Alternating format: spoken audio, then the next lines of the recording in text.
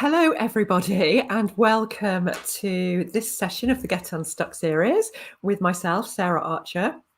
And if you haven't been to one of my sessions before, I'll just tell you a little bit about me. I'm a leadership and career coach, and I work with female leaders to create the career success that's right for them without burning out or selling out. And I do that through either my advancement programs, helping them get the next leadership role, or when they're in it, creating more impact and influence so they can be successful in those roles on their terms. And I created these sessions, the Get Unstuck series, to give you 15 minutes every week to think about something career related. Because I know when you're in a big job, it's so full on and life at home is so full on. It's very hard to carve out the time to think about your career development, where you're taking it, all of those things. So I'm going to give you this little window, 15 minutes every week, just to have a bit of a think about something career related. And I have lots and lots of topics. I think this is about something like 75th session. They're all in the events page of my LinkedIn profile, so you can definitely find previous ones there, or they're on my YouTube channel, Career Tree Coaching. So you can find the back catalogue, if you like, if you feel like you need it. And before we dive into the session today, I just wanted to let you know something. So the doors are now open to my group program starting on the 26th of September, which is the Ambition Plan, which is a career advancement program for female leaders who want to successfully find their next leadership role without it feeling stressful. So my group program, it's 8 weeks long, so it starts at the end of September, will really position you for getting that new leadership role by the end of the year or early 2025. So I'm going to pop the link into the chat. So if that's something you're interested in, book a call with me to have a chat about it. And there's some great early bird bonuses. So if you book your call in before the 18th of September, we can definitely talk about those early bird bonuses. So the session today is all about how to get your voice heard in the leadership space. And this is part 2. So if you missed part 1, which was a couple of weeks ago, don't worry, you can obviously catch up with it. It was recorded. And I split it into 2 sessions because when I started to think about this topic, I realized it was bigger than just one session. So the last session looked at the kind of tactical things you can do. And this session is going to talk about the inner work that you need to do to be successful in getting your voice heard. So what do we mean by getting your voice heard? It's those things where maybe you're talked over by a colleague, or your ideas are pitched or badged as somebody else's, or there's just too much noise to break through and feel like you're having that influence that you want to. And that can lead obviously to things like feelings of frustration, of anger, demotivation, disengagement. It can affect your confidence. It can trigger unhelpful thinking patterns, and it just can be really demotivating. And so if this is happening to you, you definitely want to start to take some action to change that so it doesn't become an embedded way of being for you. And I was thinking about some examples. I shared some examples of clients I've worked with in the last session, and I was thinking, gosh, I've got more as well. And I was thinking about my own experience. And I remember when I was working as an HR manager, there was a deputy director who was appointed above me. And where I'd previously had access to the senior leadership team, it then had to go through him. And he was regularly taking the things I was suggesting and pitching them as kind of his or the team's ideas. And it was very subtle. It was very hard for me to challenge it, but it was incredibly demotivating. It did contribute to me deciding to leave the organisation. But I've also worked with a client where she was definitely on the introvert scale. She was a senior leader, and the rest of the leadership team were mostly extroverts. And so her way of being in terms of thinking things through deeply, making a contribution when she had something to say, was just drowned out by the kind of extrovert discussion, thinking out loud process, and she found it very hard to get her voice heard in that setting. And then I had another client who was an HR director, who she wasn't an introvert, but she was a reflective thinker. And she was put on the spot by a colleague who was very dynamic, very action oriented, very kind of now. And she just found it very hard to respond in the moment. And that then triggered lots of unhelpful thinking patterns for her. And she found it very difficult. So I wanted to share those to kind of say you're not alone if you are experiencing this. It happens a lot, particularly to female leaders.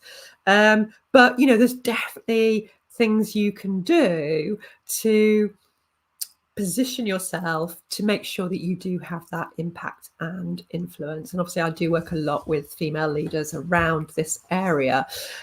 So obviously today we're going to talk about the confidence factors. So if you're watching me live, you've got questions or comments, please do pop them in the chat. I'm very happy to answer them as we're going along. If you're watching on replay, hi, and again, just tag me in the comments and I will come back and answer the questions for you. So last time, the tactical things we talked about were building trust and credibility and things you can do to do that. We talked about mapping allies and building a bank of social credit. We talked about consistency of identity and how you can use that effectively. We talked about likability and the double bind that women have to face around that. And we talked about doing a communication review in terms of words or language that you are using that isn't helpful. So, you probably do want to go back and watch part 1. I think you'd find it really useful. But obviously, part 2 today is around that kind of inner work that you definitely need to tackle if you're noticing actually some of it is you holding yourself back in terms of contributing or getting your voice heard. And what I would say with the confidence piece, we can't solve it in the 15 minutes we've got now. And that if you're finding it a real struggle, you might want to have some coaching, particularly around this area. And obviously, I'm really happy to have a chat with you about how that might work if this is something you feel like you need to do some more in-depth work on. So the first thing would be to think about, what is the story that I'm telling myself about my voice? So am I telling myself that no one is listening to me? Am I, reiterating the fact that I can't influence at a senior level?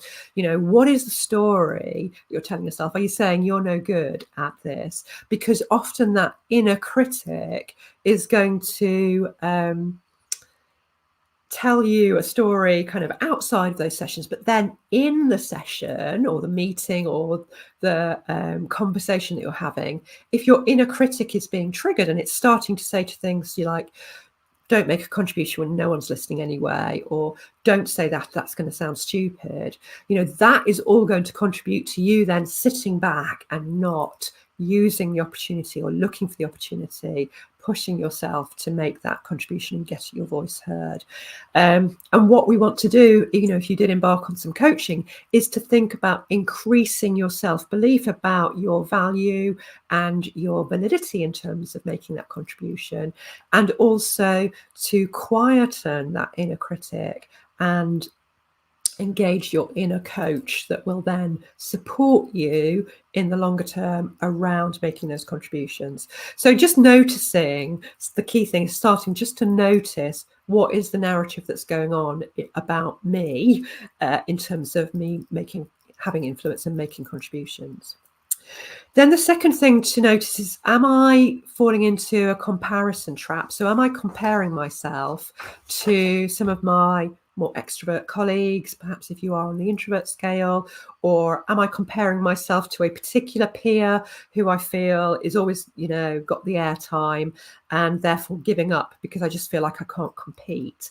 So it's just noticing if you're falling into a comparison trap, because that's a very unhelpful pattern to fall into. And then it's thinking about preparation. So what do you need in order to be successful? How can you help yourself? So some of that can be noticing, can I find a buddy in that meeting, in that conversation, that somebody that I know has got my back, who's going to support me, so I feel more comfortable or confident making a contribution? Can I ask my boss or the chair or that buddy to give me an opening in the meeting? So maybe to say, Sarah, what do you think about this, to make it easier to contribute, or to give me a slot on the agenda to actually be able to voice my thoughts, my contribution. Obviously, preparation in advance, particularly if you're finding it hard to think on the spot. So noticing areas on the agenda that you want to contribute to and having something prepared where you can that makes you feel more confident about then making that suggestion, making that contribution. And being intentional about making a contribution in an assertive way. So thinking about, okay, I want to be the second or third person that speaks in this meeting can just be a really helpful way of pushing yourself to get your voice heard. You can also then think about getting feedback on actually how you do come across. So I worked with a client who she was a head of, and she wanted to understand how she was coming across to the senior leadership team, the directors, the C-suite. And so she had the opportunity to do a presentation where a colleague was going to be present at that meeting as well. So she asked her colleague bravely, courageously, to give her feedback on how she came across in terms of her gravitas and her executive presence. And it was actually really helpful for her, because what she got back was the feedback was really positive, and she actually came across much better than she thought she had, but also it's constructive. So there were areas that she could still work on. So it really helped to boost her confidence, because often our perception is that we're not doing that well, or it doesn't land well, or we're not having the impact that we want to. But actually, if we take the time to ask for feedback, and I know it can feel tricky sometimes, it can actually be really helpful in terms of understanding how we are actually creating impact, but also what we could do better. Then there's kind of things like considering posture and dress. So, we all learn, don't we, early in our career about posture, standing up straight or sitting up straight, eye contact, mirroring in terms of building rapport, not having our arms crossed, all of those kind of things. But sometimes we can forget about it, or when we're not feeling confident, then our body language can just be more, less confident. So it's just doing a check-in in terms of actually, do I need to be more expansive, particularly if it's a Zoom meeting? The number of clients, when I see them, they are, low in the Zoom picture, and you want to be like I am now, occupying as much of the picture as possible to have impact. So it's just doing some of those check-ins around that. Then also thinking about what makes me feel good in terms of dress or look, that I can put on almost this uniform, this armor that makes me feel confident. I had one client who, when we talked about this, she said, well, actually, it's wearing red lipstick. I know if I wear red lipstick, I'm inhabiting my confident me. And that for her really worked. So if she was going into a meeting, she would just pop on a bit of red lipstick, and it would just help her feel, it was like signify to her that she was kind of in her confident mode. So it's just thinking for yourself, what's going to make me feel good in terms of posture and look. And then the final thing to think about is speaking with conviction. Women tend to have a unique way of communicating that's very collaborative, very consensus building and inviting. So I am not suggesting that you suddenly become very authoritarian, but it's just about giving up unhelpful patterns of speech that mean the recipient doesn't get your message in the way that you want to portray it. So, for example, you might really want to say, I think we really need to increase the marketing budget on this project. But what you say instead is, what about increasing the marketing budget? Okay, now the recipient receives that as, okay, this is a debate. Maybe I don't think I want to spend extra on the marketing budget. They're not getting the fact that you, as the expert, feel that this needs to happen. And you partly do that because you want to make other people feel more comfortable with the suggestion, but it doesn't get across what you really think. Or, for example, you might say, can you get that meat to me by tomorrow? When you really want to say, I need that tomorrow, please. Now, by asking a question instead of making a statement, it allows me to say, no, sorry, I can't get that to you tomorrow. Whereas if you say, I need that by tomorrow, I've then got to think about, okay, what can I reprioritize in order to get that to you? So it's just thinking about the language that you use. Are you positioning things as a question rather than a statement when you really want it to be an intentional statement? So I know that's, quite a lot to think about, but I wanted to kind of just give you some things you could contemplate around kind of the internal stuff, what's going on for you, and what you could think about getting some help with or experimenting with in terms of having more impact and influence. So I hope that's been useful. Obviously, if you do want to have a conversation with me about having some coaching specifically around some of these areas, please do send me a direct message, get in touch, and we can just have a chat about it. And obviously, if you're interested in my Ambition Plan program, then do book in a call to have a chat with me about it ideally before the 18th of September, so you can access the early bird price.